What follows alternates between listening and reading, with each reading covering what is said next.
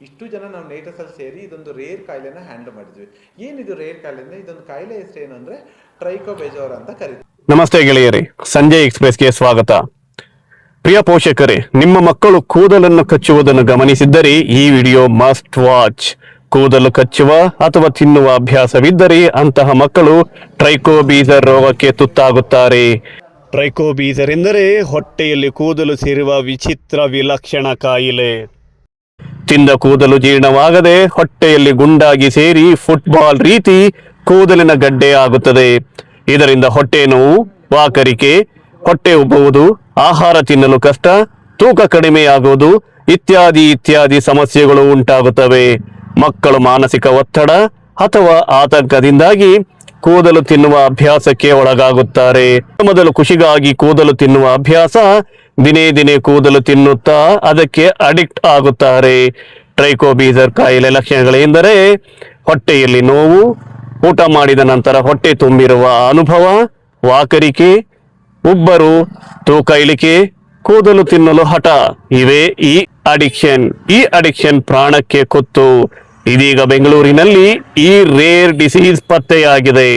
Operation ಮಾಡಿದ ವೈದ್ಯರಿಗೆ big shock ಕಾದಿತ್ತು. ಮಗುವಿನ ಹೊಟ್ಟೆಯಲ್ಲಿ ಬರೋಬ್ಬರಿ 3 kg ಕೂದಲು ಪತ್ತೆ. ಹೌದು, 3 kg ಕೂದಲು. ತನ್ನ ಕೂದಲನ್ನು ತಾನೇ ತಿಂದ ಮಗು 3 kg ಕೂದಲು ಸಂಗ್ರಹಿಸಿತ್ತು ತನ್ನ ಹೊಟ್ಟೆಯಲ್ಲಿ. 1 ವರ್ಷದ ಮಗುವಿನಿಂದ ಕೂದಲು ತಿನ್ನೋ ಅಭ್ಯಾಸವಿದ್ದ ಈ ಮಗುವಿಗೆ 8 ವರ್ಷದಲ್ಲಿ ಈ ರೋಗ ಪತ್ತೆಯಾಗಿ ಬರೋಬ್ಬರಿ 3 kg ಕೂದಲು ಪತ್ತೆಯಾಗಿತ್ತು.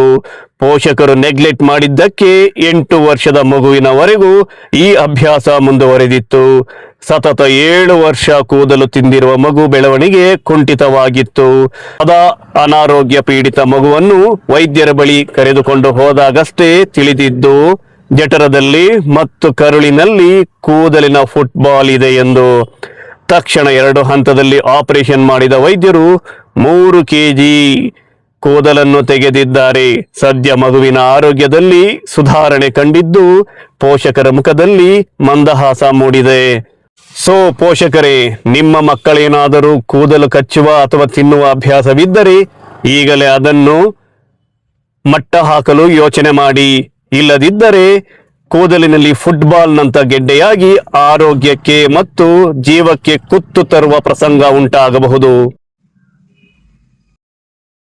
ನುಂಗಿ ಏನಾಗುತ್ತೆ, ಅದು ಹೊಟ್ಟೆಲಿ ಅಕ್ಯುಮುಲೇಟ್ ಆಗಿ ಅದೇನಾಗುತ್ತೆ ಹೆಡ್ ಬಾಡಿ ಟೈಲ್ ತರ ಈ ಮಗುಲಿ ಏನಾಗಿತ್ತು, ಅರೌಂಡ್ 35 ಸೆಂಟಿಮೀಟ್ರು ಅದು ಹೊಟ್ಟೆ ಒಳಗಡೆ ಅಕ್ಯುಮುಲೇಟ್ ಆಗಿತ್ತು.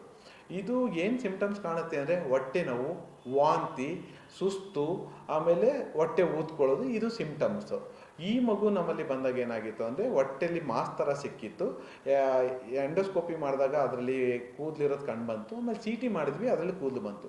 ಇದು ಯಾಕೆ ಇದು ಇಂಪಾರ್ಟೆಂಟ್ ಅಂತ ಹೇಳ್ತಾ ಇದ್ದೀವಿ ಅಂದರೆ, ಈ ಕಾಯಿಲೆ ನಾವು ನೋಡೋದು 20 ವರ್ಷದಿಂದ 40 ವರ್ಷದ ವಯೋಮಾನದಲ್ಲಿ ನಾವು ನೋಡ್ತೀವಿ. ಬಟ್ ನಾವು ನೋಟಿಸ್ ಮಾಡಿರೋದು ಇದು 8 ವರ್ಷ ಮಗುದಲ್ಲಿ. ಇದು ಆಫ್ಟರ್ 20 ಇಯರ್ಸ್ ವೆರಿ ಕಾಮನ್, ಅಂದರೆ ಅದೂ ವೆರಿ ರೇರ್. ಈಗ ಇಂಡಿಯಾದಲ್ಲಿ ಅಪ್ರಾಕ್ಸಿಮೇಟ್ಲಿ ಒಂದು 60 to 100 ಕೇಸ್ ರಿಪೋರ್ಟ್ ಆಗಿದೆ. ಬಟ್ ಇಂಡಿಯಾದಲ್ಲಿ ಅಥವಾ ಅಕ್ರಾಸ್ ವರ್ಲ್ಡಲ್ಲಿ 8 ಇಯರ್ ಮಕ್ಕಳಲ್ಲಿ ಈ ಥರ ಕಾಯಿಲೆ ರಿಪೋರ್ಟ್ ಆಗೇ ಇಲ್ಲ. ಇದು ತುಂಬ ಅಪರೂಪದ್ದು. ಇದೇನಾಗುತ್ತೆ, ಇದೊಂದು ಕೂದಲು ತಿನ್ನುವ ಕಾಯಿಲೆ. ಆ ಕೂದಲಿನ ತಾವು ಕೂದಲು ತಿನ್ನುವಂಥದ್ದೇ ಒಂದು ಕಾಯಿಲೆ. ಅದನ್ನ ಟ್ರೈಕೋಫೇಜಿಯಾ ಅಂತ ಕರಿತೀವಿ. ಇದು ತಿಂದಿ ಏನಾಗಿದೆ, ಅಕ್ಯುಮುಲೇಟ್ ಆಗಿ ಇದಾಗಿತ್ತು.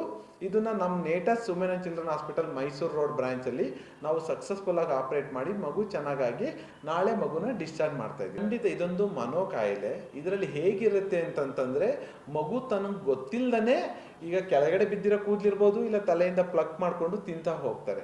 ಒಂದೇ ಸಲ ಏನು ತಿನ್ನಲ್ಲ, ಒಂದಿನಕ್ಕೆ 10 ಇಲ್ಲ 15 ಇಯರ್ಸು ನುಂಗ್ತಾ ಇರ್ಬೋದು.